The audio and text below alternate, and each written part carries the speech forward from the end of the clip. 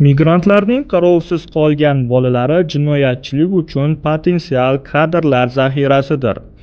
LDP yetakchisi Leonid Slutskiy partiya forumida farzandlarini jamiyatga moslashtirish uchun zarur choralarni ko'rmaydigan migrantlar oilalarini Rossiyadan deportatsiya qilishni taklif qildi.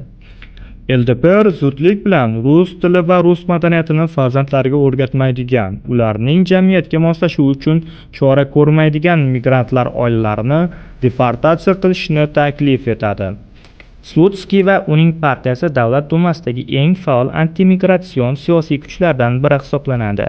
Forumda u migrantlar oilalari, ularning farzandlari va turmush tarzini tanqid qildi. Shuningdek, u migrantlar farzandlari Rossiya byudjeti hisobidan ta'lim olmasligi kerakligini ta'kidladi.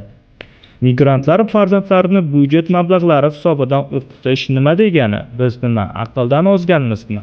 10-11-sinflardagi ta'lim, shuningdek, o'rta maxsus va oliy ta'lim bugungi va kelajakdagi Rossiyada ishlovchi migrantlar uchun pullik bo'lishi kerak.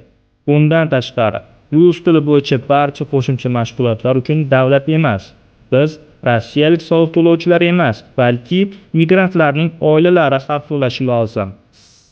2024-yil avgust oyidayoq LDP a'zolari Rossiya fuqaroligiga ega bo'lmagan mehnat migrantlarining o'z oilalarini mamlakatga olib kelish huquqini cheklovchi qonun loyihasini Davlat dumasiga kiritishni taklif qilgan edi.